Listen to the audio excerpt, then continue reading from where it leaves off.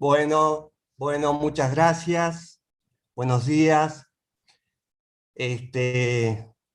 Vamos a continuar la segunda actividad de la mañana, presentada por Secretaría Científica. Vamos a continuar con ese hilo del cual habló Golse esta mañana. Entonces, ¿quiénes me acompañan? Los colegas en formación, Mario Ruiz y Claudia Tapia. Claudia va a estar levantando las preguntas y comentarios en Facebook, y Mario a través del YouTube.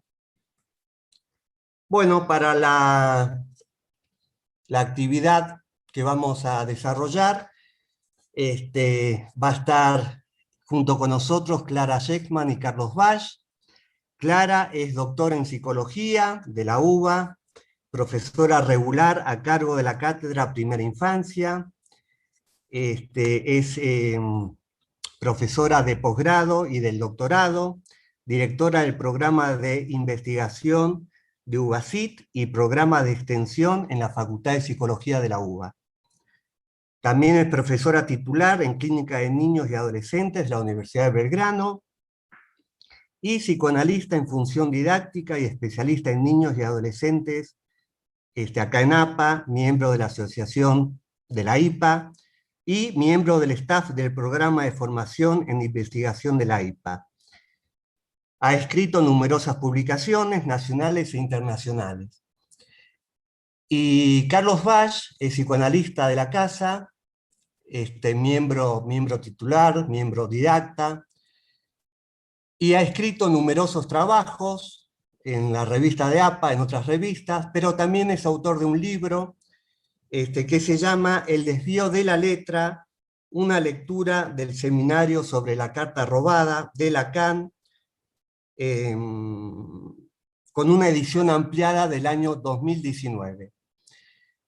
Y también interesante decirles que es coautor de un libro que se va a presentar la próxima semana, que se llama Lecturas de la Clínica a propósito del relato La mano mala de Masud Khan.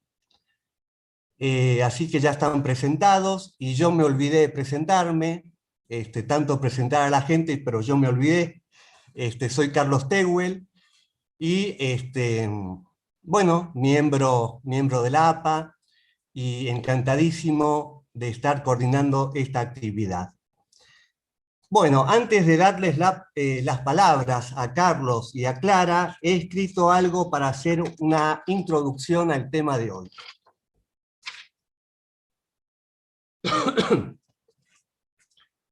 Bien, hoy la primera reunión de Secretaría Científica hoy es 1 de junio, todo el mes de junio va a estar dedicado a lo infantil, ya que está en consonancia con el Congreso de la IPA a realizarse el mes que viene, como todos sabemos, que se llama justamente lo infantil.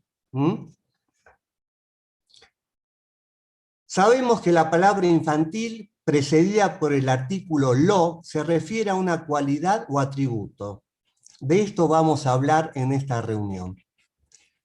Cuando Cristina me invitó a conducir este panel, comencé a investigar en la revista de APA artículos sobre lo infantil. Me llevé una gran sorpresa al no encontrar en ningún número un artículo que llevara por nombre lo infantil. Tenemos sí varios trabajos sobre lo arcaico, lo irrepresentable, lo originario, lo cual me llevó a preguntarme la relación entre estos conceptos y lo infantil. Vemos que en todos ellos hay una referencia a lo temporal. Entonces, les propongo un rodeo por el concepto de temporalidad que para nosotros los psicoanalistas supone diferentes registros. Tomemos dos dioses griegos del tiempo, Cronos y Aión. Cronos tiene dos modalidades, un tiempo lineal y un tiempo circular. Es el tiempo de los relojes, tiempo de la tradición judeo-cristiana, tiempo del origen, de los comienzos. Aquí encontramos lo infantil referido a un momento vital, la infancia.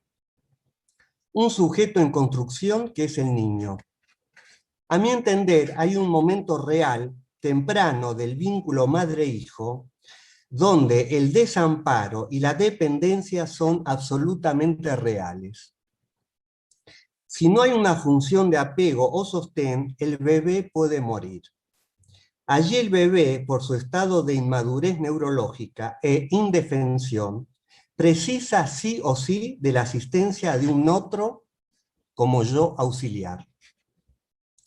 En esta línea se inscriben los desarrollos evolutivos, como lo plantean Spitz en su libro Primer año de vida, Anna Freud con las líneas de desarrollo, Abraham con la evolución de la libido en las diferentes etapas, Piaget con el desarrollo de la inteligencia.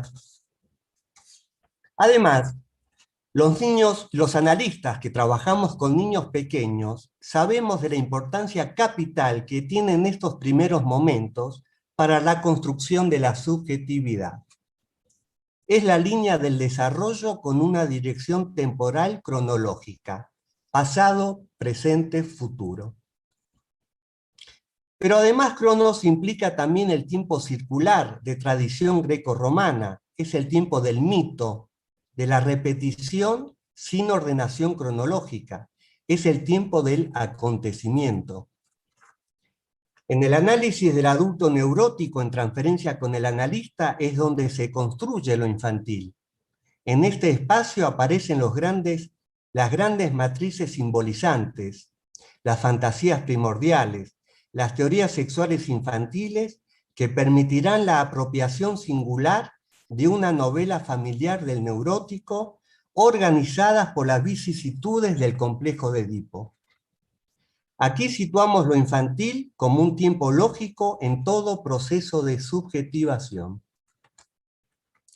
Como Freud señala en Recuerdo, Repetición y Elaboración, que cito textual, los recuerdos encubridores contienen no solo algunos elementos esenciales de la vida infantil, sino verdaderamente todo lo esencial. Solo es necesario dilucidarlos mediante el análisis. Representan los años olvidados de la infancia. Ahí cierro la cita. Es decir, que la dirección temporal adquiere aquí un doble sentido. Del pasado al presente, es decir, determinismo. Y del presente al pasado, con las reediciones o ediciones a partir de lo nuevo. Se trata del tiempo de la precup, y nuestra herramienta aquí son las interpretaciones. Por otro lado, cuando entran al campo transferencial la compulsión a la repetición, el pasaje al acto o el fenómeno psicosomático, nos encontramos con vivencias traumáticas de un pasado personal o de generaciones anteriores a la espera de ser inscritas. Estamos aquí en el terreno de lo arcaico, donde lo infantil remite a lo traumático y el intento a posteriori de historizar agujeros sin representaciones. Cuando el presente edita lo no inscripto, crea un pasado allí donde había agujero. Y nuestro recurso aquí son las construcciones. Por otro lado tenemos a Ion, que sería el tiempo del presente, que abre derivaciones infinitas e imprevisibles. Una suerte de apertura en la temporalidad lineal y circular. Es el tiempo del desear. Como dice Machado, caminante no hay camino, se hace camino al andar. Es el tiempo como devenir engarzado a los deseos infantiles. En síntesis, estos tiempos que coexisten en simultaneidad nos introducen a la complejidad de diversas significaciones de lo infantil vivido, lo infantil interpretado, lo infantil construido y lo infantil como potencia. Bueno, dicho esto, entonces, le doy la palabra a Carlos Valle.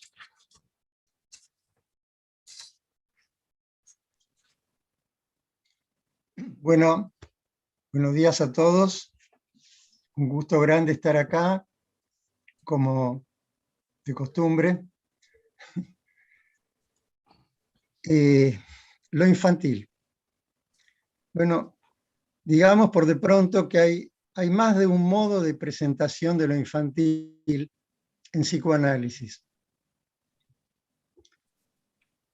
Sabemos, ante todo, que por obra de la repetición en transferencia, un análisis produce la imbricación entre pasado y presente, de modo que en la experiencia del inconsciente, la dimensión histórica no se delimita al modo de la mera sucesión historiográfica.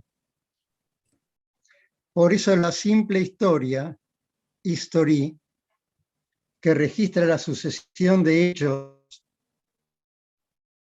así lo primero, lo segundo, lo tercero, en orden cronológico, se distingue en la obra de Freud de la historia Geschichte, que implica un destiempo esencial, propio del retardo prevalente en los efectos del retorno de lo reprimido, en las vías repetitivas de la transferencia. Si consideramos lo inconsciente que habrá de ponerse en acto en la transferencia, veremos también que cabe considerar el inconsciente en sus tiempos instituyentes en el niño. Si consideramos el que se pone en acto en la transferencia, en tanto que la repetición desdobla el discurso analizante entre la cadena discursiva, asociativa y lo que le sustrae por efecto de su enunciación, el decir analizante se ve afectado por la pérdida del origen, del que, a diferencia de todo comienzo, origen es distinto de comienzo, a diferencia de todo comienzo, el solo hecho de hablar nos enajena del origen. Así pues, la historia se produce en psicoanálisis a partir de la sustracción del originario. Una sustracción que se repite en cada irrupción de lo traumático y representable por los intersticios de las series de representaciones que umbilican en ella. Una sustracción que es recubierta habitualmente por el mito, en la teoría freudiana también por la filogenia, ese otro mito freudiano, que ficcionaliza la relación a la falta fundante, velándola a la vez que inscribiéndola. Por cierto, también las neurosis recubren míticamente la falta en el origen con la producción fantasmática. Así, por ejemplo, cuando la figura obscena del padre de la horda rebalsa el agujero de la pérdida de origen, plasmándose en formaciones sintomáticas en las que retorna como padre terrible de la rivalidad edípica entramada en la novela familiar. Eso es lo que el análisis apunta a aligerar, solo que no contraponiendo otra teoría a la teoría neurótica, sino interpretándola. La interpretación, toda interpretación, al hacer pie por vía de lectura en los efectos de retorno de la falta en el origen en los síntomas, despeja la mitología de la novela neurótica para hacer lugar a la construcción de lo infantil, umbilicado en el origen perdido. Eso infantil que se construye en un análisis difiere de toda reconstrucción pensada al modo arqueológico en el horizonte evolucionista lineal que va de un antes a un después. Más bien se corresponde también a la dimensión mitológica que recubre un origen que se pone en evidencia como necesariamente en pérdida. Surge entonces la pregunta por la diferencia entre la infancia mítica construida en análisis y la mitología neurótica sobre la infancia. La diferencia es que lo que se construye en análisis lleva puestas las marcas de la falta en el origen, trasluce su pérdida con una permeabilidad de la que la novela familiar neurótica carece. En perspectiva metapsicológica, eso faltante a menudo es adjetivado como lo primario. Así en lo que hace a la identificación, la represión, el narcisismo. Hay en ello una exigencia teórica. Lo primario nombra aquello que falta como condición de estructura, aquello de cuya inscripción como pérdida para lo representacional resulta el sujeto inconsciente que emerge en las formaciones sintomáticas, tensado entre las representaciones secundariamente reprimidas y lo primario irrepresentable. Resulta entonces que lo primario en lo que hace a la represión, la identificación o el narcisismo es fundado retroactivamente a partir de una estructura que instaura un corte con eso originario, necesariamente traumático, de imposible representación.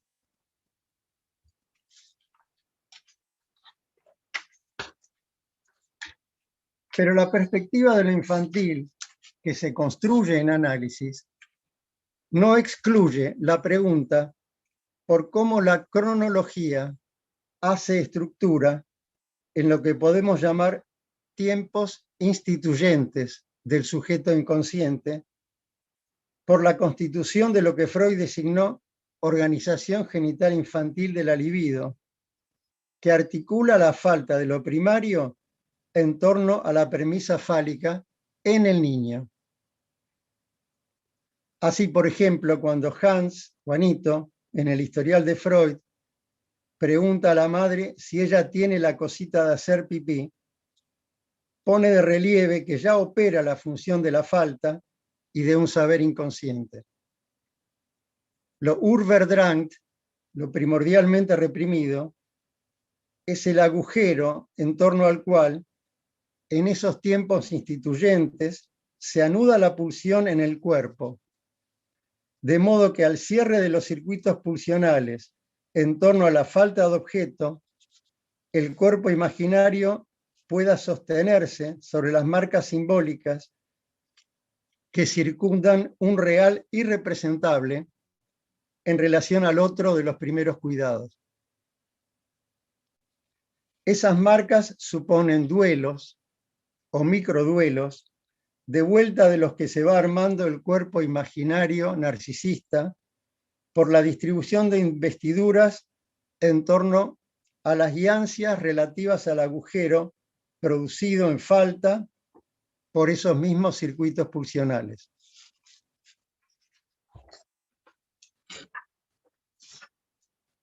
Por último, otra inflexión de la diferencia entre lo primero en una serie cronológica y lo primario estructural se da en los modos de imbricación y entrecruzamiento entre el tiempo en que transcurre un análisis y los distintos planos de temporalidad en juego, en lo que va de la simple rememoración hasta los confines traumáticos de lo originario y representable, según los modos de exposición del relato de la experiencia en los llamados historiales, necesariamente obligados a presentar al modo de una sucesión lineal las emergencias de lo traumático implicadas en las cadenas representacionales en cada punto de inflexión de la historia infantil que se va construyendo a lo largo del análisis. ¿Acaso el historial del hombre de los lobos, que Freud titulara precisamente Historia de una neurosis infantil a partir del análisis de un paciente adulto, sea el sitio más propicio para resaltar el desencaje entre tal historia y la infancia en su simple acepción cronológica? Una pieza esencial en tal sentido es la construcción de la escena primaria en base a significantes que operan de modo nachtraglich, en retardo, a partir de recuerdos y ocurrencias asociativas en transferencia. Una construcción que en el transcurso del análisis opera sobre lo previamente construido por el propio sujeto a partir de lo visto y lo oído, ensamblado en las fantasmagorías y en la novela familiar, ensamblado en definitiva como novela familiar, una épica que lo tiene como protagonista y que la lectura en transferencia apunta a permeabilizar y flexibilizar en relación a la falta de origen y sus irrupciones sintomáticas. Muchas gracias.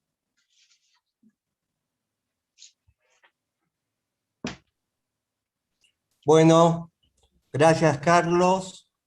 Y ahora entonces pasamos a escuchar a Clara Sheffman. Bueno, muy bien. Bueno, muchas gracias. Gracias a Cristina por la convocatoria, a Carlos porque nos ofreció un espacio previo con Carlos para ir pensando estos temas. Lo infantil constituye un dilema en psicoanálisis, despierta cantidad de desarrollos teóricos con sus consecuencias clínicas.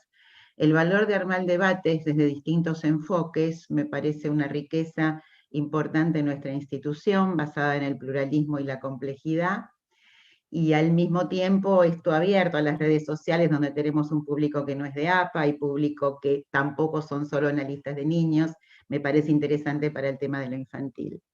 Quería recordar hoy a dos queridas analistas de niños que nos han dejado hace muy poco, Mónica Armesto y Felisa Wider, que realmente han sido unos bastiones de todos los trabajos en nuestra institución y fuera de ellas. En homenaje a ellas, estas ideas. Bueno, arrancamos por lo infantil.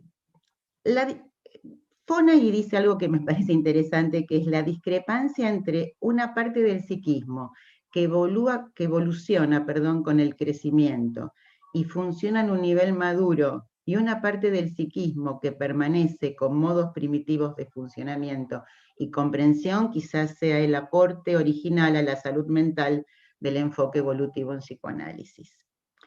Lo infantil está interpelado en el título porque dice lo primero y lo originario, y acá ya entraríamos en el tema de la temporalidad que nos comentó también Carlos.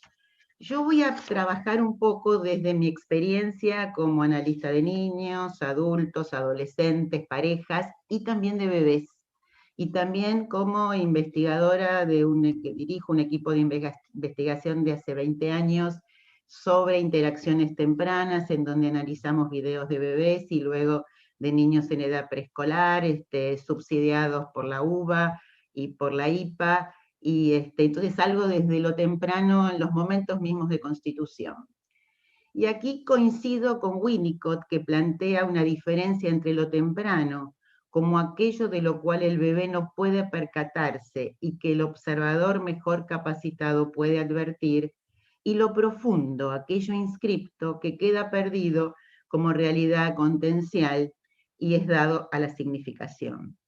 Lo observable tempranamente no puede predecir lo profundo, pero sí puede advertir el sufrimiento psíquico del infante y percibir los desequilibrios en el encuentro entre el bebé y su entorno, las fallas en el registro del adulto respecto del gesto espontáneo y su capacidad de transformarlo, y lo que nosotros llamamos una bidireccionalidad, que llevaría a la ampliación del mundo o a la restricción. Y aquí, después más adelante, me voy a referir a defensas flexibles o defensas rígidas que se pueden dar en esos primeros tiempos respecto de la realidad exterior.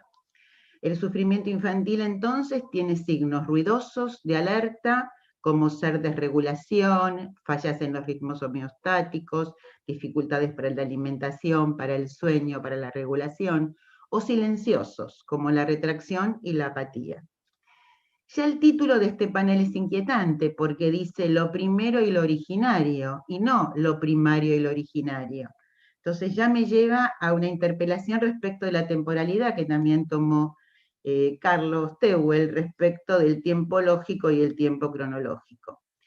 La subjetividad del infante arranca mucho antes de su nacimiento, en las representaciones de cuidado y de continuidad generacional que tiene una niña jugando a las muñecas, como nos decía Marilu Pelento, una de mis maestras.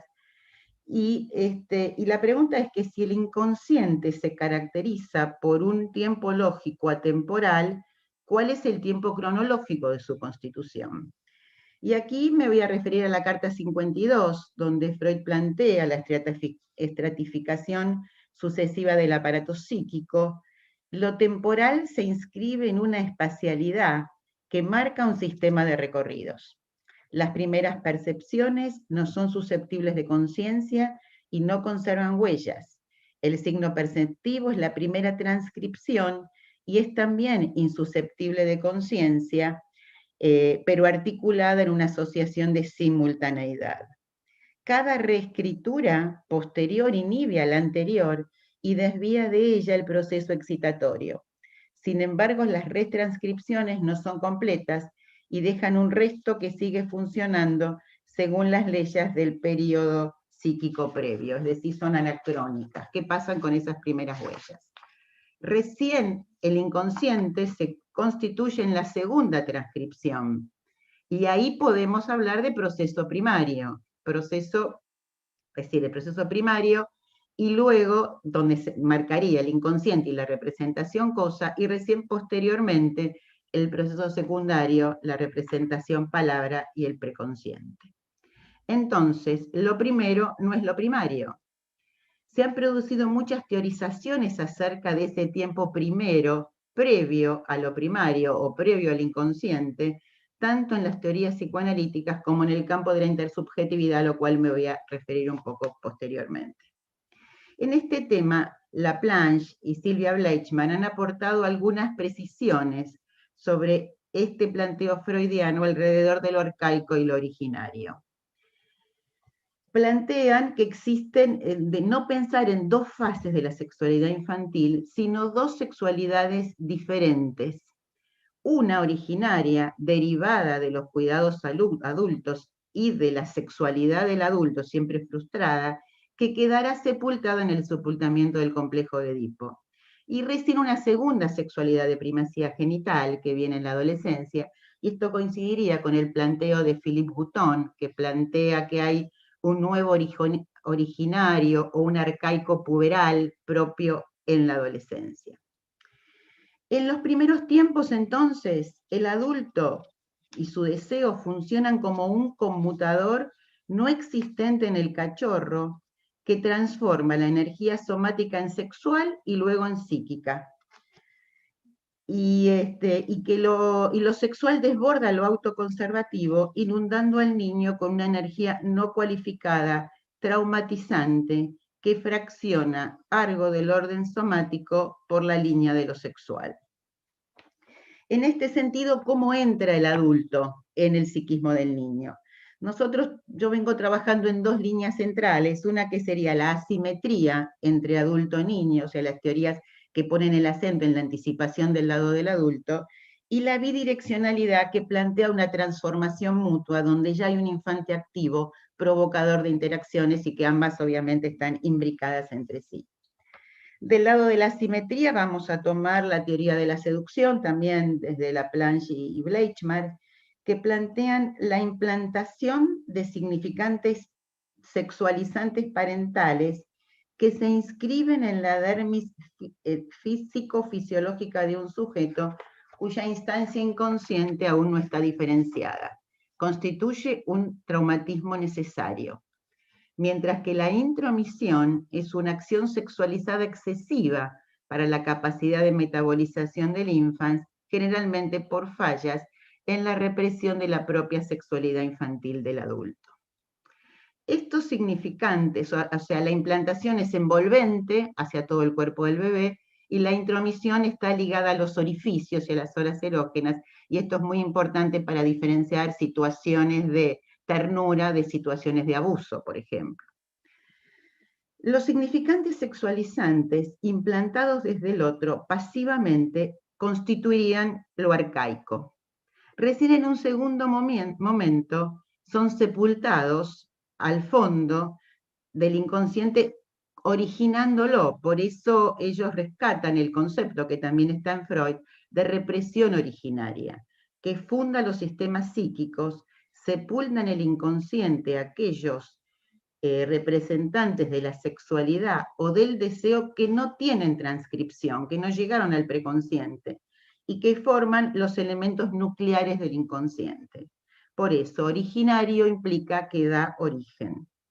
Lo arcaico y lo originario no pueden ser recuperados por interpretación ni por insight, sino por construcción. Un poco también lo dijo Carlos.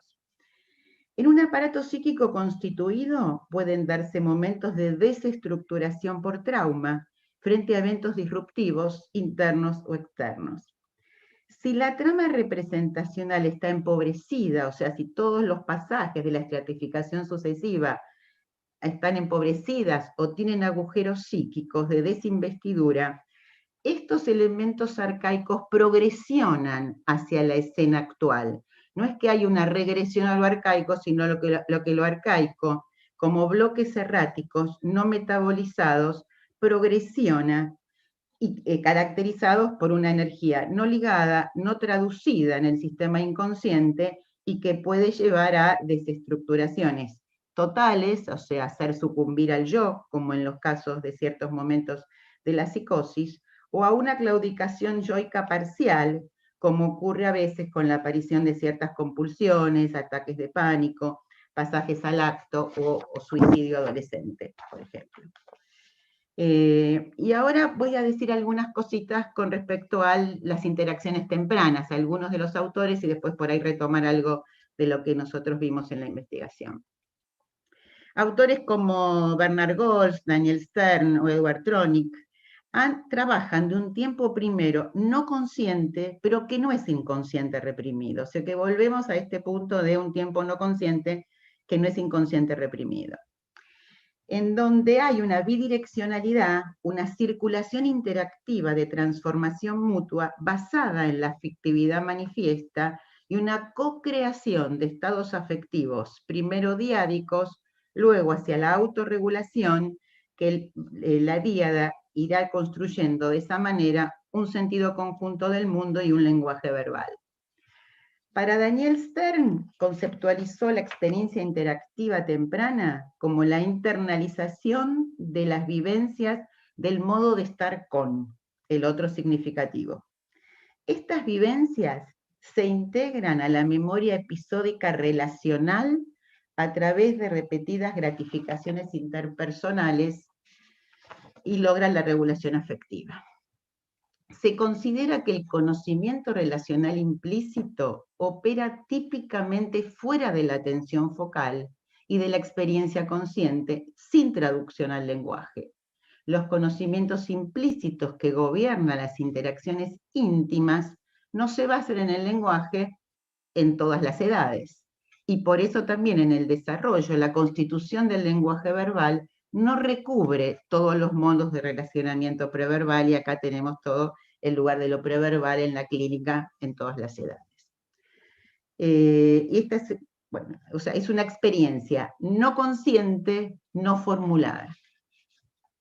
En este mismo sentido, estoy siendo un poco sintética, porque sé que tenemos un tiempo breve y lo importante es la discusión, es hablar un poco de lo que plantea Bernard Goltz, que justamente hoy estuvieron nuevamente escuchando sus ideas, con las cuales trabajamos mucho en sus ideas, donde plantea la intersubjetividad como la vivencia profunda que nos hace sentir que uno y el otro hacen dos.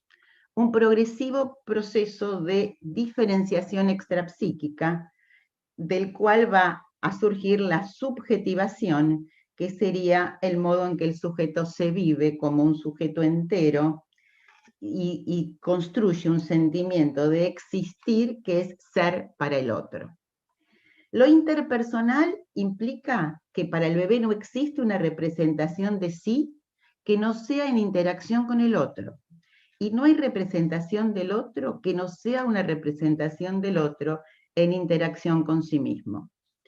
Nosotros momentos de indiferenciación, yo-objeto, se juegan de manera dinámica con momentos de diferenciación e intersubjetividad.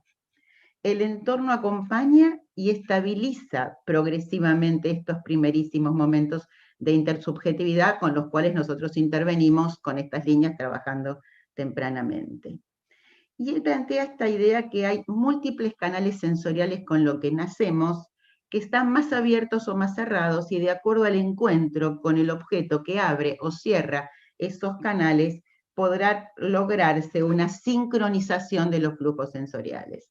Que una de las problemáticas de los chiquitos con autismo o con algunas problemáticas tempranas es esa dificultad de integración sensorial. Entonces, lo que viene del otro es amenazante, produce retracción, los padres fallan en realizar lo que sería una función sincronizante de los flujos sensoriales, muchas veces por dificultad de los padres, depresión parental o algunos conflictos intrapsíquicos de los padres, y muchas veces por lo epigenético, por algunas tendencias genéticas que hacen que ese encuentro sea complejo, y entonces todo lo que pueda hacer intervenir tempranamente es central. Nosotros lo que vemos en nuestros videos y lo que venimos trabajando es que el bebé marca con los indicadores de autorregulación, como ser el autoapaciguamiento oral o el distanciamiento, un mensaje hacia cuál es la distancia afectiva que es constructiva para él en el vínculo. Y cuando este mensaje es tomado por el otro, las defensas son flexibles. Esa autorregulación ligada al autoerotismo marcaría una posición libidinal en donde el autoerotismo es organizador y ayuda a tolerar la espera. Pero cuando ese mensaje no es recibido por el adulto y el adulto insiste o es intrusivo o abandónico, el riesgo es que en lugar de autorregulación autoerótica tengamos retraimiento, y ahí habría vacío, desinvestidura, y esto es uno de los elementos centrales que trabajamos en las intervenciones tempranas en primera infancia. Bueno, voy a dejar porque sé que teníamos que, no sé si ya estoy bien con el tiempo, y seguimos para la discusión. Bueno, muchas gracias, Clara, y también muchas gracias por haber traído la memoria de Mónica Armesto y de Felisa Bieder. Lo tenía en la cabeza y bueno, te agradezco mucho que las hayas nombrado porque fueron dos puntales para mí en APA en la formación de psicoanálisis de niños. Bueno, a ver, ¿cómo seguimos? Sé que ya hay preguntas a través del Facebook, de YouTube, pero antes de darle la participación a la gente, me gustaría preguntarle primero a Carlos Bach, dos preguntas te haría, Carlos. Una, ¿cómo pensás vos, cómo se articula lo cronológico con lo estructural? ¿No? Porque creo que algo de eso dijiste, pero no alcancé a, no sé si lo pudiste explicar, ¿no? Es decir, esa articulación de lo cronológico con lo estructural. Eso por un lado. Y la otra pregunta que te quería hacer, que si vos diferenciás la interpretación de la construcción, digamos, porque la construcción es justamente cuando faltan representaciones, como yo lo entiendo, ¿no? Por ejemplo, en la compulsión a la repetición o en el fenómeno psicosomático. Bueno, ¿cómo pensás esto?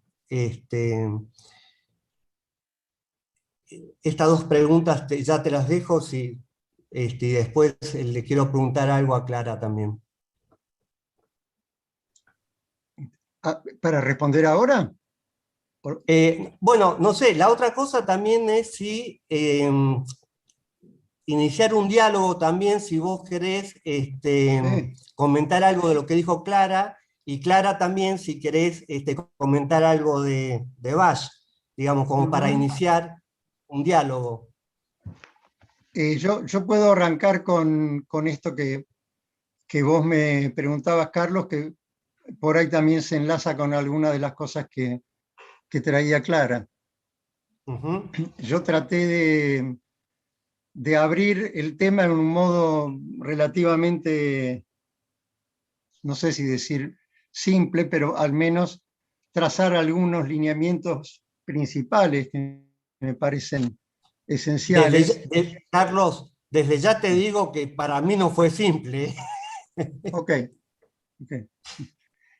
No sé si la palabra es simple, tal vez lo más esencial para abrir justamente a la discusión y poder conversar entre nosotros y con las preguntas.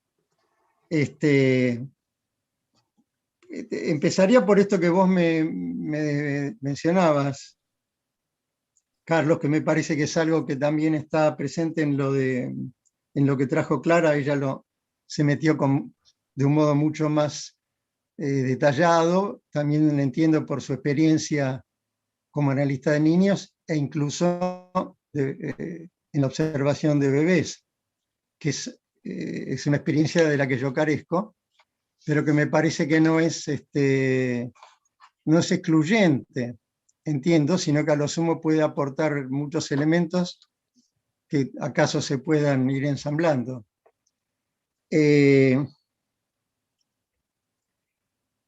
Tu primera pregunta era sobre la relación entre lo estructural y lo cronológico. Sí, Yo, creo que de sí, eso hablaste. sí, claro, sí, claro. Yo hablé de eso justamente en relación a lo que llamé tiempos instituyentes. En la constitución del psiquismo que se termina de abrochar en lo que Freud llamó organización genital infantil hacia el momento culminante del complejo de castración, yo diría como carozo estructural del complejo de Edipo. Esto es, cómo el tema de la falta del origen, que se plasma como imposibilidad de un objeto absolutamente satisfactorio para la pulsión, tiende a converger en relación a la premisa universal del falo, es decir, cómo se organiza el psiquismo en su estructura de primariedad y secundariedad en torno a la falta fálica en ambos sexos hacia el momento que Freud llamó de organización genital infantil. Esto es un modo de organización de la libido. El modo como esto se da, me parece que, no sé si es muy original decirlo así, pero entiendo que se juega en la singularidad de cada caso. Esto es, hay marcas donde la presencia de los primeros cuidados, los modos de las marcas que dejan en el cuerpo los primeros cuidados, tiene una inflexión significante y eso determina ciertos predominios que hacen a los circuitos pulsionales en cada caso. En ese punto yo podría, ya que estamos para tirar algo también a la discusión en relación a lo que dijo Clara, ella hizo hincapié en la importancia, creo que dijiste, Clara, la dermis o la piel en esas primeras experiencias, y yo creo que eso sin duda es importante, pero lo contrapondría con el valor de otro órgano, que me parece que tiene una importancia no menor a la de la piel, desde el vamos, y es el oído. Esto es, tenemos presente que incluso en un esquema tan altamente abstracto como es la representación que hace Freud en el yo y el ello, en la segunda tópica, donde habla de consciente, preconsciente, inconsciente y el ello, en ese huevo que él dibuja, hay un elemento que no siempre es tomado, me parece, con toda la importancia que tiene, y es que allí no hay un polo gustativo, ni un polo táctil, ni un polo visual, pero sí hay un polo auditivo. Esto es que es por lo auditivo que entra el decir del otro de los primeros cuidados, y eso tiene una importancia decisiva en relación al desarrollo pulsional y a la apertura de los circuitos pulsionales, donde ya está en juego en la sincronía de la relación con el otro de los primeros cuidados, que tiene un psiquismo que ya está constituido, cómo entonces el psiquismo del infans se va armando en relación con eso. La otra pregunta que hacías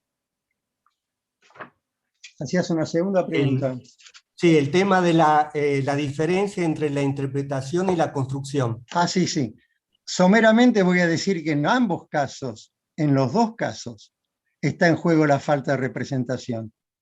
No es que, a mi modo de ver, que la interpretación apunta a representaciones que hay y la construcción se ocupa de representaciones que no hay, porque las representaciones que sí hay y que están ensambladas en las formaciones sintomáticas, en la neurosis o en los modos que sea en otros cuadros, podemos pensar en el delirio, en la psicosis, etc., o en las estructuras perversas, las representaciones que sí hay siempre están enlazadas en última instancia a una representación en falta. Ahora bien, el valor de la interpretación entonces es poner de relieve esa falta en el modo de articularla en la interpretación. Ahí hay una frase que a veces se ha tomado como el eslogan, me parece que tiene mucha importancia en la frase de Lacan: el deseo es la interpretación, es decir, que la interpretación hace haber sido, en esa vuelta temporal, a lo deseante, que no es del todo preexistente al acto que lo hace ser o que lo hace haber sido, con la temporalidad retroactiva, en referencia a través de la interpretación. Entonces, yo decía, la interpretación va despejando ese lugar de la falta donde luego se construirá el fantasma, la dimensión fantasmática, donde va entrando la construcción de lo infantil en análisis. Entonces, respondería someramente eso para no extenderme mucho por ahora. Ok. Bueno, gracias, Carlos. Clara. El micrófono. Perdón. No, digo, muy interesante varias líneas. Me quedé en dos cosas para el debate. Uno, que cuando yo decía lo de la dermis psicofisiológica, no se refiere a la piel en el sentido, sino que la implantación, al ser sexualizante, crea envolturas envolventes y sería un trauma metabolizable, a diferencia de la intromisión, que sería un exceso difícil de marcar. Pero justamente el tema del oído es central en todos los que estamos trabajando en primera infancia y en las nuevas investigaciones, donde marca que justamente la voz de la madre es el primer estímulo, aún dentro de la vida intrauterina, inclusive es llamado estímulo cutáneo, porque la sonoridad afecta a la piel, porque las vibraciones en la vida intrauterina de la voz de la madre son lo envolvente a nivel de la piel. Entonces lo llaman hasta sonoridad cutánea, que también lo toma Goltz y otros autores, Mayelo, digamos, como la voz es, bueno, digamos, hace al yo piel de alguna manera. Y desde Daniel Stern, que justamente con todos los estudios actuales, plantea lo que se llamaría la equivalencia transmodal, que todos los sentidos están involucrados, mucho más de lo que se pensaba anteriormente, que se van entrecruzando las diferentes sensaciones. Esta idea de un bebé muy activo sensorialmente, que lo que no tiene es la representación de esas sensaciones, y ahí está el adulto que acompaña ese punto, pero que justamente y estaría ligado inclusive a lo que plantea Freud de la cantidad de excitación, que es la cantidad de sensorialidad que tampoco el bebé puede tramitar hasta que no se desarrolle el sistema nervioso central, que le permitiría organizar las percepciones. Así que me parece que en ese sentido está bastante en esa misma línea. Una cosa que me gustaría plantear, a lo que vos planteás sobre el tema de la falta en el origen estructural, como que quizás nosotros, esa falta, esa discusión de Lacan con Winnicott, que Winnicott no entiende que la falta de origen es estructural y él como que la envuelve con la ilusión.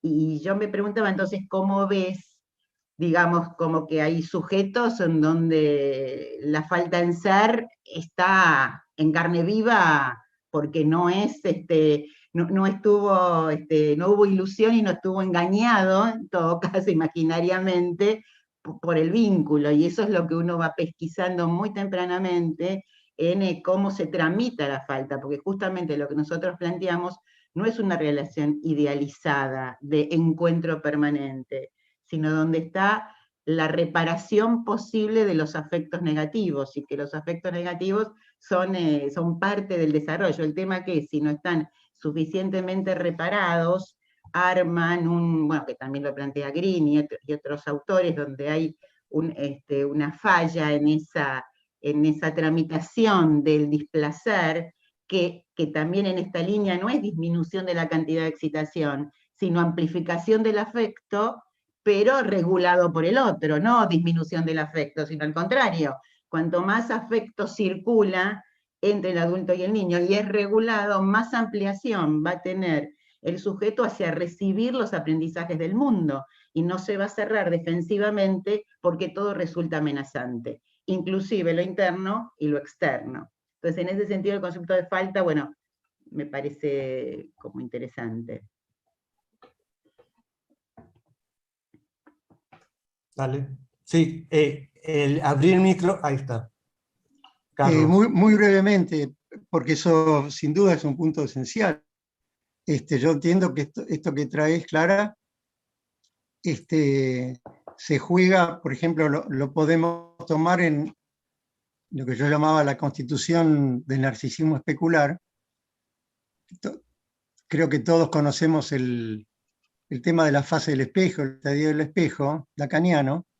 Lo que a menudo no se toma tan en cuenta en esta circulación, a veces un poco de cosas casi tipo eslogan, que padecemos en el ambiente analítico, es que la constitución del narcisismo especular requiere como condición necesaria, hay un escrito muy breve de Lacan que se llama De nuestros antecedentes, donde ahí está muy clarito, la presencia del otro materno convalidando al niño mirándose al espejo, es decir, no basta con que él se mire al espejo, o las distintas instancias que pueden tener ese valor, sino que está la mirada del otro, de algún modo, certificando que eso que el niño se mira en el espejo tiene cierto valor. Y ahí el adulto o el otro materno, o quien sea, también eso tiene que modularse de un modo preciso, porque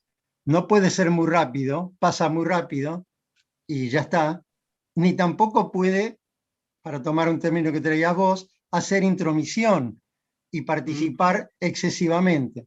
Seguramente esto se lo puede, ya que mencionás a Winnicott, se lo puede enlazar con la famosa madre good enough, es decir, claro, buena lo suficientemente, pero hasta ahí, sin intrusión, para sostener ese espacio ilusional, que es ese modo, esa organización del mundo en torno ya a la constitución del ideal del yo y todo lo que ahí sigue, ¿no?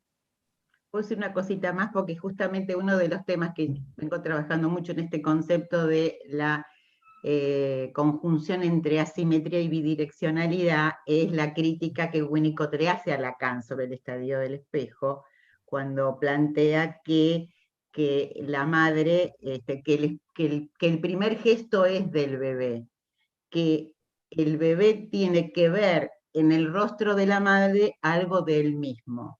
Y creo que es interesante para ver No, yo creo que eso justamente es el paradigma de la complejidad, o sea, el bebé está alienado en esa mirada convalidante, pero también esta idea de que el bebé se vea a sí mismo en él, es que la madre pueda pesquisar de entrada, y esto es lo que toman todos estos autores, que hay algo muy propio en el cuerpo, que es un mensaje, que el cuerpo está dando mensajes muy tempranamente, digamos. Entonces, bueno, por eso me parece que es un buen ejemplo de un debate que es una paradoja semántica, como diría Marilu Pelento, que tiene resolución, porque son las dos cosas de alguna manera interactuando y no siendo una o la otra, digamos, sino dos modos complementarios de ver el lugar del espejo, ¿no? Que tuvo tanta tinta en psicoanálisis, todo el tema de los espejos y etcétera.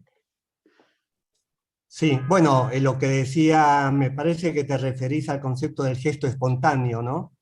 Sí, Que plantea, el papel el rostro de la madre como espejo, claro. digamos. Bueno, entonces vamos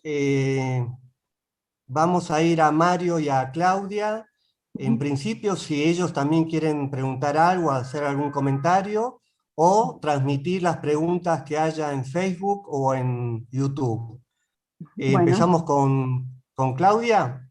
dale. ¿Me escuchan bien? Sí. Bien. Bueno, buenos días, casi buenas tardes. Muchas gracias por esta mesa. En principio quiero transmitirles que estamos compartiendo esta actividad con colegas acá en Buenos Aires y también con gente de México, de Mendoza. Y bueno, una impresión quiero comentar. Que Qué buena selección o elección de invitados, porque esta mesa nos permite hacer un verdadero contrapunto con dos colegas que tienen referentes teóricos muy distintos. Y lo primero que me surge eh, a mí es pensar en los efectos en la clínica. Entonces, una inquietud personal que tendría es preguntarle a cada uno de ustedes. Sé que Carlos no trabaja con niños, Clara obviamente sí. Eh, a mí me gustaría saber de qué manera está presente lo infantil, por ejemplo, en su clínica, en sus intervenciones, ¿no? Cada uno con su experiencia y su bagaje. Y bueno, hay tres preguntas. Espera un poquito, Claudia, espera un Bueno, poquito. dale. Esa pregunta fue dirigida a Clara, me pareció más a Carlos, no sé, Claudia, cómo, A o a los los dos, dos. Ah, sí. bueno, dale. Carlos, ¿querés, antes de ir a las otras preguntas, contestarle a Claudia? Abrir el micrófono. Carlos, Sí, no sé, podría haber una respuesta muy breve y muy simple y otra, y después un desarrollo que me parece que tal vez nos va a exceder en las condiciones de tiempo. ¿De qué manera está presente lo infantil? Podría decir, está absolutamente presente, al modo de lo que yo dije como algo que subtiende todo el tiempo y que es el recorrido en construcción del análisis. Yo diría que un análisis no llegaría a una buena culminación, a un buen final, porque de hecho, de paso, el análisis termina, y es bueno saber que termina desde el primer día, hay que saberlo, más allá de circunstancias azarosas o accidentales o contingentes. En el mejor de los casos, está prometido a terminar. Y esa terminación no estaría lograda sin haber podido construir lo infantil en los términos en que en el horizonte que lo pongo, ¿no? Es decir, a partir de las formaciones sintomáticas de cualquier índole, reabriendo esa porosidad intersticial de lo que estaba más o menos pegoteado, congelado en el tiempo inmóvil de la neurosis, de la falta en el origen,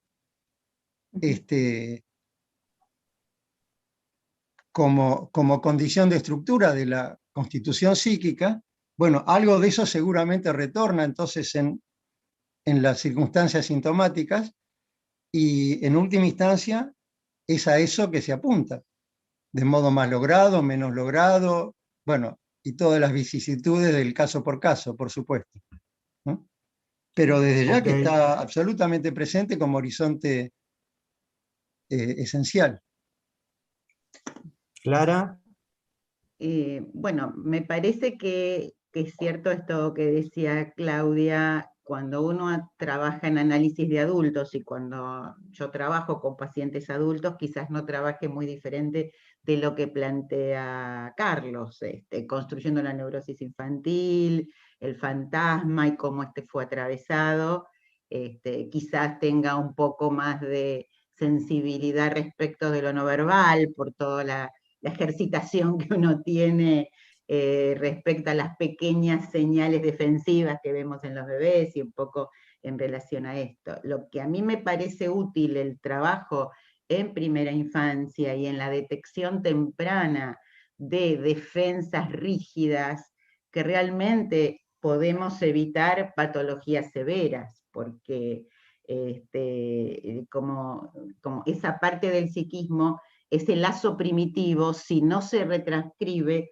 quedará muy fuertemente el aspecto del lazo primitivo, de lo no cualificado, de la no progresión, y entonces el fantasma es más persecutorio, y hay más cantidad, y cuantitativamente más imperiosos de alguna manera, en donde complicaría lo que planteaba Carlos de construir la novela familiar, porque ahí la novela familiar en la neurosis ya tiene una historia. Justamente contaban un caso, cuando alguien puede ya construir la novela familiar, ya está más de este lado, digamos, ya esta potencialidad traumática de la desinvestidura grave que se puede dar en los primeros tiempos del psiquismo, creo que es la alerta que tenemos hoy de la consulta temprana, en esas situaciones de desinvestidura en donde después es muy difícil construir un fantasma, construir una novela familiar, digamos, si no hay más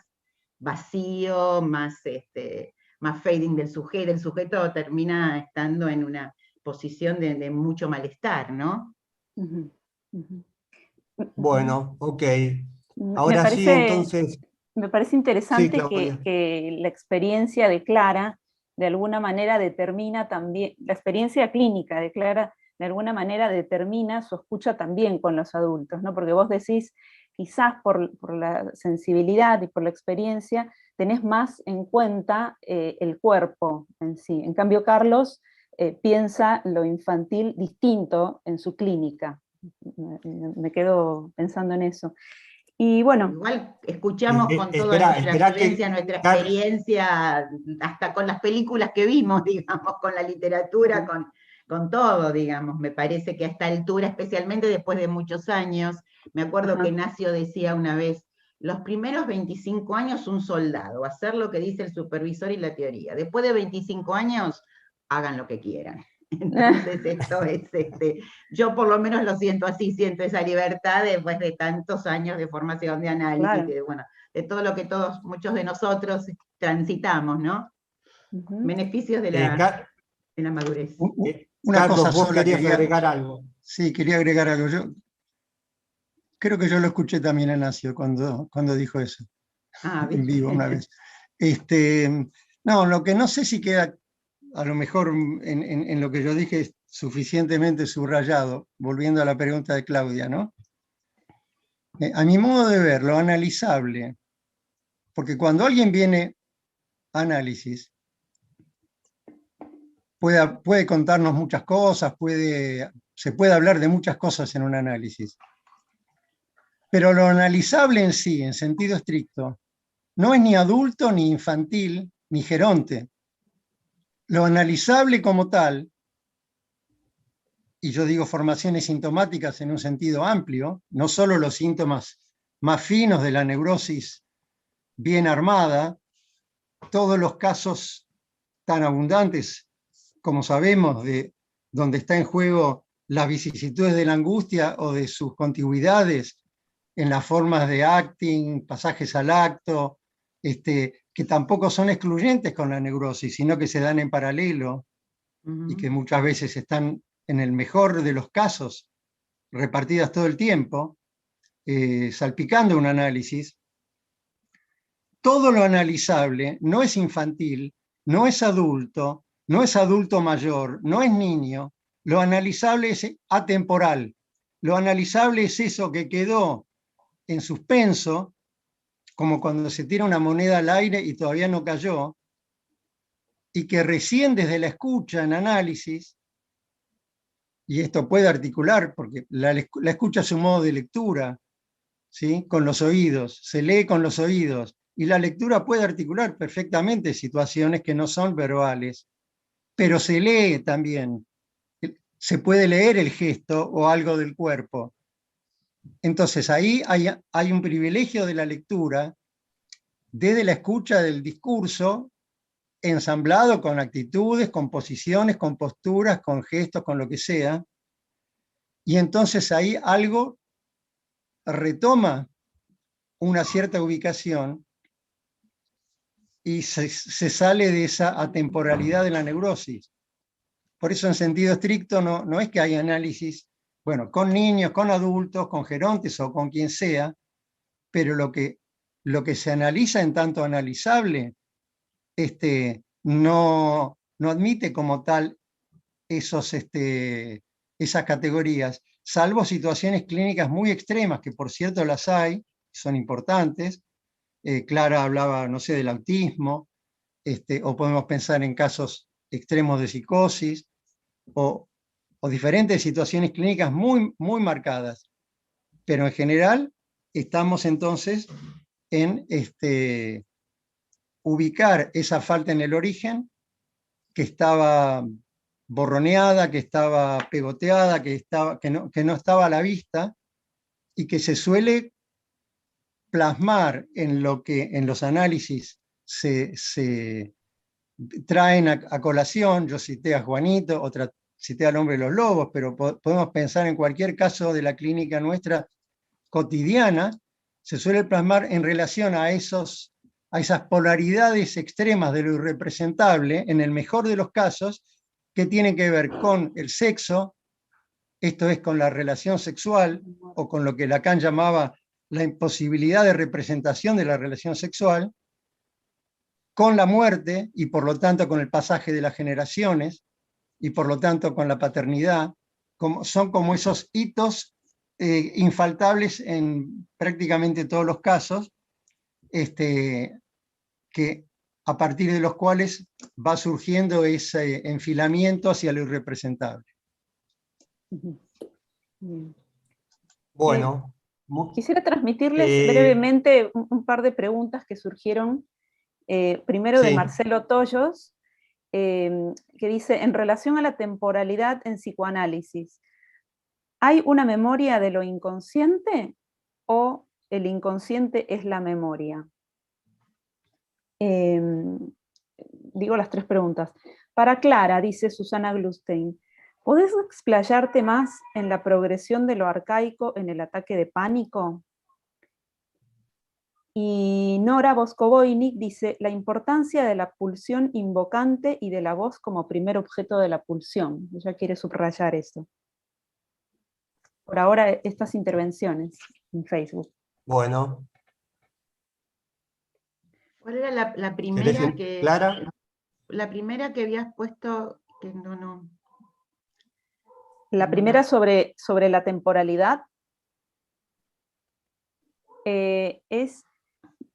Marcelo dice, ¿hay una memoria de lo inconsciente o bien el inconsciente es la memoria?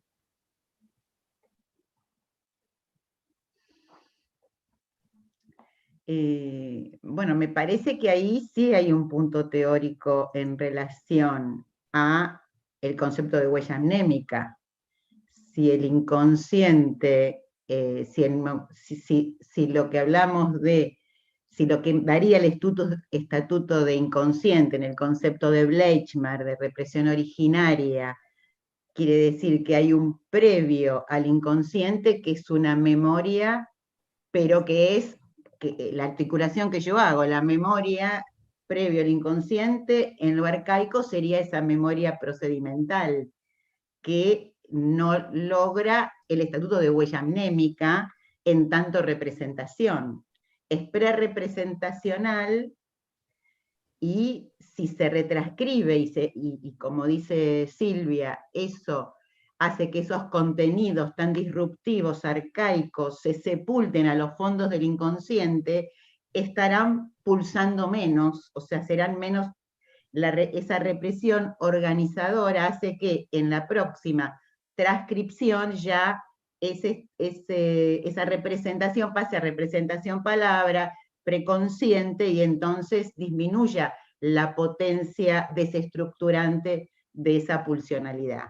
Que ahí respondo entonces a la otra pregunta, que es esos bloques arcaicos no suficientemente sepultados porque no tuvieron traducción a representación cosa, sino que quedaron como bloques arcaicos, son los que pueden estar pulsando en algún momento que hay alguna situación disruptiva o algún conflicto en donde el yo está en regresión, y ahí progresionan, que podría ser el ataque de pánico o las compulsiones, en donde serían bloques, y que ahí sí influiría el tema de la interpretación, como había, creo, entre interpretación y construcción. Si eso es interpretable, ¿por qué no entra en entrar en una novela familiar, sino es algo disruptivo que irrumpe sin que se sepa de dónde aparece? Que, por ejemplo, recuerdo un caso o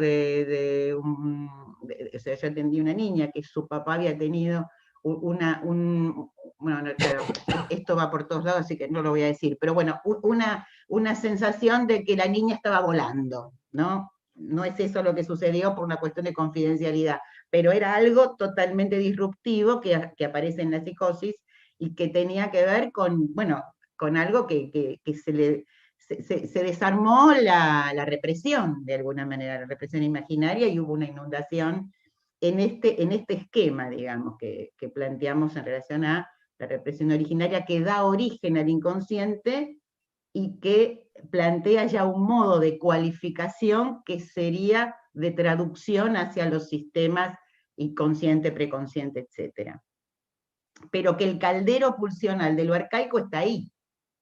Si el aparato psíquico tiene agujeros psíquicos en distintos momentos de la vida, y la potencialidad traumática de un evento muy disruptivo es muy fuerte y amenaza la estructuración psíquica, eso arcaico puede progresionar. Entonces ahí es donde, supongo que ahí uno decidiría medicar, no interpretar, sino derivar a que haya una contención de eso que está implosionando, y ahí es donde se definiría una derivación a una medicación, por ejemplo, en el ataque de pánico. No sé si eso responde. Carlos. Estaría de acuerdo. Sí, yo quisiera decir solamente respecto de la pregunta de Marcelo Tollos. Claro, es el tema complejo de por un lado tenemos la afirmación de Freud, que me parece que es fácilmente verificable desde cierto punto de vista, de la temporalidad del inconsciente. Entonces allí, en verdad, no es tanto que el inconsciente es memoria desde el vamos, sino que en la lectura de las marcas que nos ofrecen las formaciones sintomáticas a la escucha, ahí sí entonces, en la lectura de esos hitos de lo traumático, se van estableciendo épocas o eras en lo que hace a la aparición de lo traumático, y entonces ahí se va formando esta posibilidad de construcción de lo infantil a partir de esos hitos, de esos ejes principales, ¿no?, que son las marcas de lo traumático.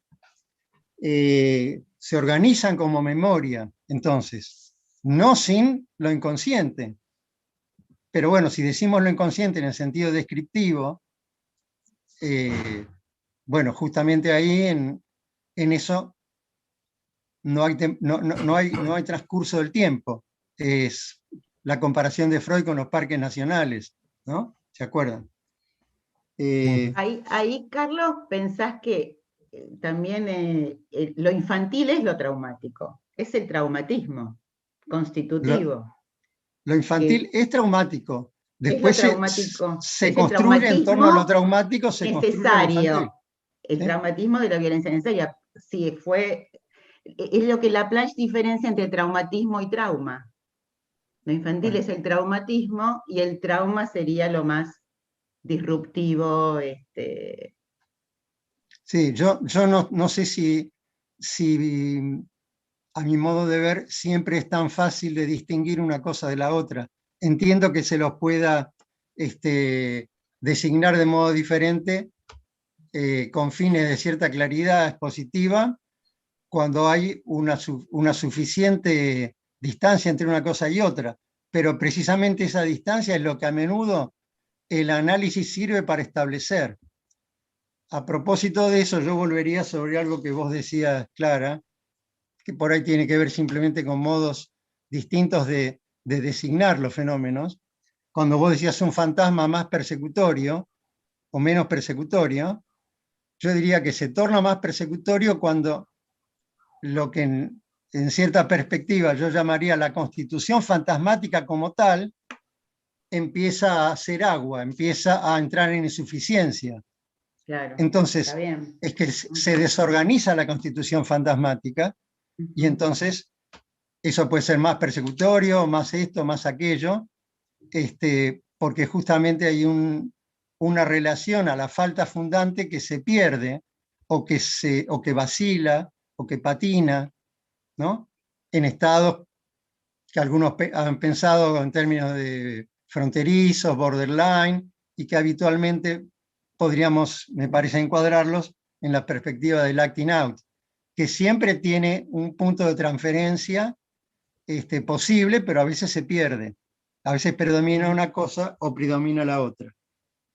Y después el otro punto que no sé, no quiero entrar en una discusión que por ahí nos llevaría muy lejos, y por muy interesante que pueda ser, pero tal vez no es el punto esencial hoy, pero solamente mencionar que sobre esto de representación es cosa, sin representación es palabra, a mí me gusta más pensarlo de otro modo, y es, ¿hay o no hay distinción representación cosa-palabra?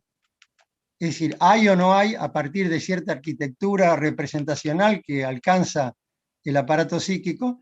Y si no lo hay, no es que hay representaciones cosas sin representaciones palabras, porque No la representación cosa, como la veo yo, sería más bien eso que desde la palabra se articula como ese límite imposible.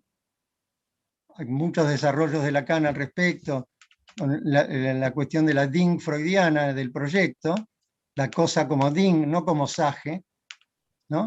Entonces, en la medida que se puede ubicar la imposibilidad de la DIN, aparece la representación de esa imposibilidad como Sage Vorstellung, es decir, representación cosa, pero que ya está imbricada en un universo de representaciones palabra con cierta distancia de eso.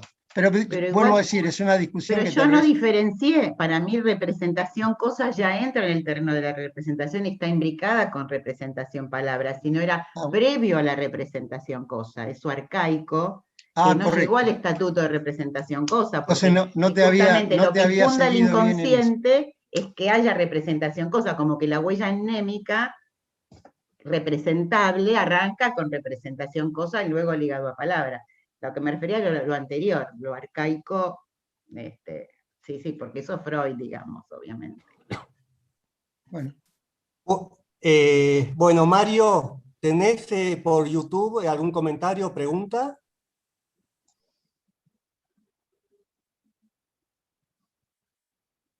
Sí, ¿qué tal? ¿Qué tal? Buenos días, buenas tardes. Bueno, yo simplemente comentar, bueno, me parecieron muy interesantes los dos trabajos desde distintas perspectivas. Simplemente marcar que, claro, el gran tema, bueno, ya está en el título, y bueno, todos nosotros con diferentes nombres hemos hablado de lo mismo, ¿no? Alguien hablaba, bueno, Clara, acerca de lo primero, y que no es lo primario, también se habló del originario, la historia, la estructura, lo infantil, lo temprano y lo profundo. Carlos Tehuel habló de cronológico como la historia, lo temporal como lo estructural que habló Bach. Me parece que ahí hay una tensión que me parece ninguno de los dos enfoques puede, digamos, primar por sí solo, sino que, por ejemplo, un analista de niños tiene que prestar atención a las diferentes manifestaciones que hay en la depresión de un niño y de un adulto, y eso no quita que pueda tener un enfoque que, bueno, contemple lo atemporal o la falta en el origen, etc. Me parece que ninguno de los dos puede, digamos, primar. A mí por lo menos me gusta hacer... No se oye. No se te escucha bien, Mario. Sí, a mí por lo menos me gusta hacer Ahora síntesis, sí. y no. Bueno, voy a los comentarios y las preguntas, ¿sí? Bueno, primero nombrar que, bueno, aparte de los colegas de APA que habituales de las reuniones, bueno, hay gente de Entre Ríos, de Bahía Blanca, hay saludos, bueno, decirles a todos los concurrentes que, bueno, el doctor Bach y la doctora Schechmann pueden estar en contacto también para contestar preguntas. Voy a los comentarios y luego a las preguntas, para que después se requieren de alguna respuesta. Los comentarios, bueno, y Abel Feinstein comenta que muy interesante articular la regulación afectiva con los aportes intersubjetivos. Las señales del bebé que señaló Clara no siempre pueden ser efectivas ni decodificables por los padres. Otro comentario de Nora Binocur, felicita a Clara y dice muy interesante el intercambio intersubjetivo y los conceptos de Bernardo Golse. Ahora voy a las preguntas, que bueno, claro que no voy a poder leer todas, me voy a centrar no sé cómo querés que hagamos, digamos, voy a primero la de Cecilia Moya. O bueno, antes está Alicia Kirchner. Alicia Kirchner pregunta, ¿lo traumático no es contingente, sino necesario en la estructura? Y bueno, complementa su pregunta con otra pregunta que es, ¿no habría entrada en el lenguaje sin trauma y si además hay trauma? Y después hay otra pregunta de Cecilia Moya, que no sé, Carlos, Cecilia pregunta algo para Carlos y algo para Clara, pero bueno, no sé si querés que conteste esto. Digamos. ¿Quieren contestarle a Alicia, Clara y Carlos? Y después vamos con las preguntas de Cecilia. Yo diría, bueno, por de pronto sí, por supuesto, que lo traumático es estructural, no es contingente que haya lo traumático. Sin lo traumático no habría sujeto consciente, no habría deseo, tendríamos que buscarnos otro trabajo. Lo contingente son los modos de lo traumático. Son las modalidades que adquiere, son las diversísimas formas, ocasiones en que esto se encarna, ¿no? Pero bueno, me parece que a esta altura no creo sea muy nada fuera de lo habitual decir que lo traumático es esencial, porque efectivamente el nivel de enlace intersubjetivo, dice Clara, pero ese nivel que se da en principio, a mi modo de ver, en relación al lenguaje, que va ordenando y que va estructurando todo lo demás, el pequeño detalle es que la relación al lenguaje como tal es traumática. Porque el lenguaje no es un vocabulario que designa simplemente las cosas. Cualquiera que hace la prueba de buscar una palabra en el diccionario tiene la experiencia de que esa palabra lo remite a otra y esa a otra y empieza a viajar por el diccionario y no se agota la significación. Y eso aprieta especialmente en la significación de quién soy. Podemos pensarlo en términos de la constitución del psiquismo, quién soy en el otro, quién soy para el otro, que es lo que se articula, se termina de abrochar en la organización genital infantil en torno a la premisa fálica. Es decir, soy o no soy alguien que le falta al otro, más allá de los detalles anatómicos en que esto se juegue, que por cierto, no es porque sí que se juega en los que sí se juega. Es decir, se juega en torno al falo, que no es el pene, como sabemos, es la premisa universal. ¿Y por qué en relación a ese órgano? Y bueno, porque es el órgano que articula la diferencia de los sexos con la de las generaciones y con la diferencia en sí, la diferencia misma en lo que va de la erección a la detumescencia. Por eso, en la experiencia freudiana apareció prontamente la etapa fálica como organizador de la experiencia en torno y de la evolución libidinal en ese punto culminante de la organización genital infantil. Y necesariamente traumático porque en última instancia yo no puedo saber quién soy en el otro. Puedo haber tenido, en el mejor de los casos, una ilusión, vuelvo al término winnicottiano que citaba Clara, una ilusión mayor. Eso lo podemos pensar en términos lacanianos, en la perspectiva por ahí del semblante, en perspectiva de cierto imaginario, porque hay distintos tipos de imaginario, un imaginario suficientemente permeable a la falta, que entonces me permite el deseo y no me deja atascado, atornillado en una sola imagen, y que me permite al mismo tiempo la investidura del cuerpo, que siempre tiene alguna ajenidad, para siempre, y a la vez uno lo llama propio. Es esa ajenidad propia. Pero sí, entonces lo traumático es esencial y son contingentes los modos de su manifestación. Clara. Por ahí, sí. Bueno, me parece, estoy totalmente de acuerdo con lo que planteas. Yo agregaría en este punto que decías, soy o no soy algo que le falta al otro, como condición de existencia, y cómo se ve esto desde el campo de la intersubjetividad, inclusive como lo ve Bernard Goltz, en la idea de que justamente ahí se diferencia con Lacan, porque plantea que la interafectividad y la intersubjetividad son anteriores al lenguaje. El prerequisito para que se constituya el lenguaje en el niño es esa interafectividad, y que allí siempre hay una violencia, que el lenguaje es una violencia porque es una ruptura de la intersubjetividad para el acceso al lenguaje propio. Y que lo que encontramos en los chiquitos que no hablan, y por eso es muy importante que vengan primero al psicoanalista y no vayan a la fonoaudióloga de entrada,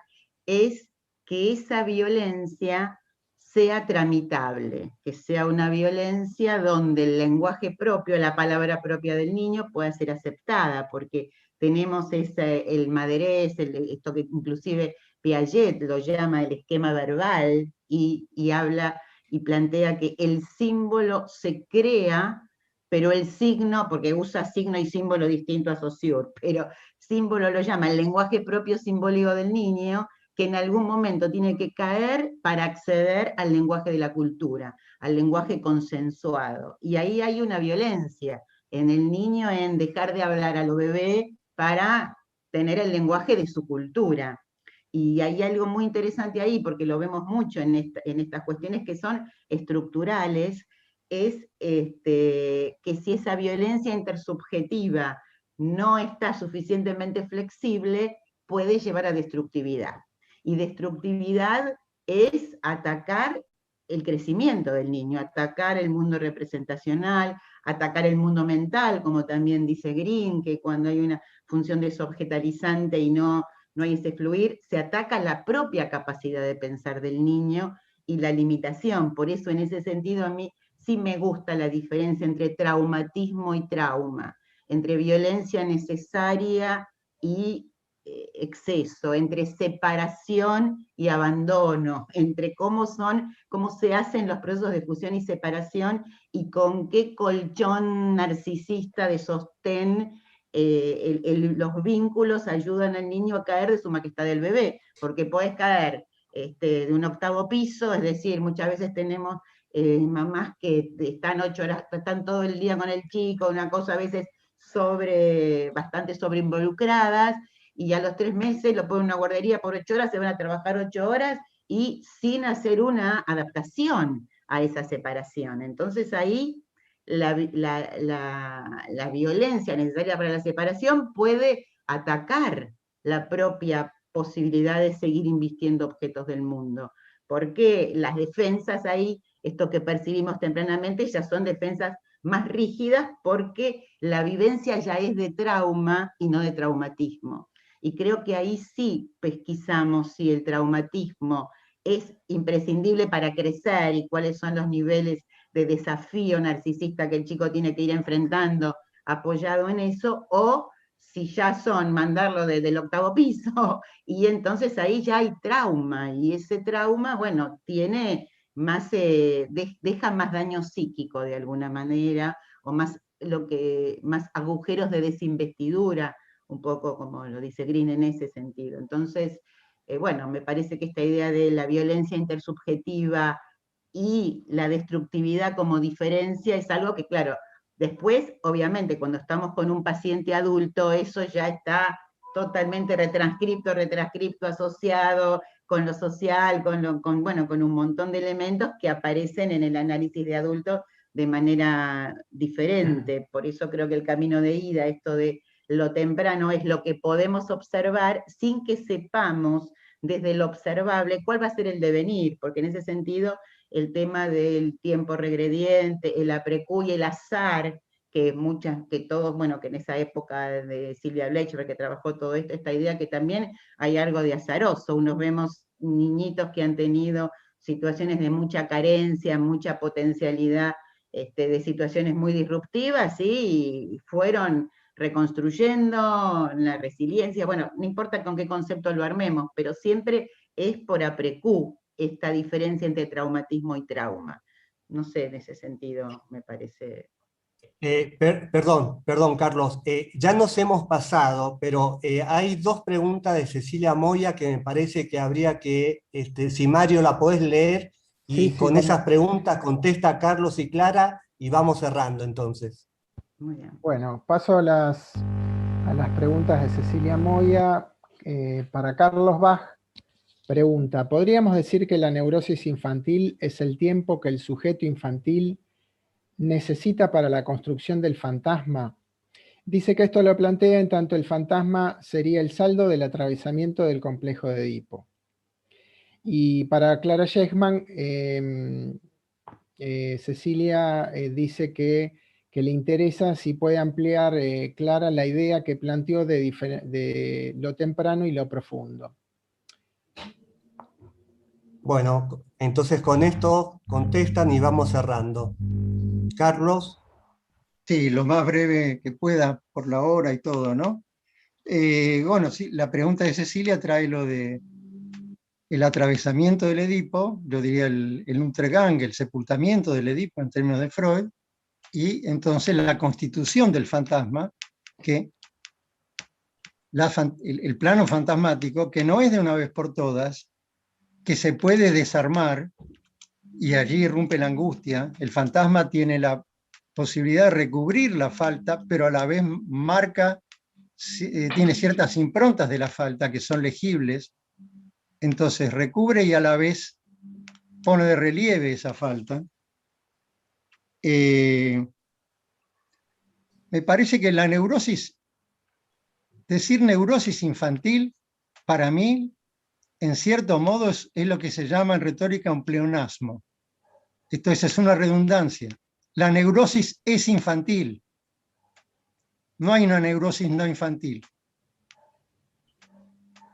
Me gustaría dejar establecido esto, por lo menos como una posición que yo tengo presente en los análisis que trato de conducir. Y agregaría entonces de Yapa, en relación a al último que decía Clara, que yo entiendo y estoy de acuerdo, estoy seguro, no tengo por supuesto la experiencia de ella, pero estoy seguro que es distinta la cuestión de las transcripciones y las retranscripciones en el momento que yo llamo instituyente, en la infancia, que en un análisis de adulto. Ahora bien, dicho esto, hay que decir que en ningún análisis de adulto, por adulto que sea, están todas las retranscripciones. Y lo que importa de ese análisis es justamente lo no retranscripto, que solo por primera vez en acto, en la transferencia, se hace verdad. Y no es que se retranscribe lo que no estaba retranscripto y ahora es un final feliz, no. Se articula, aquí hay un término lacaniano que por ahí oyeron hablar, como letra, como escritura, y ahí viene todo el tema del objeto A minúscula, se articula que no hay retranscripción posible. Pero una cosa es que de hecho no la haya, y otra cosa es que esto esté subjetivado como inscripción, como escritura, como letra. Bueno, coincido. Ok. Siempre Clara. queda algo no retranscripto.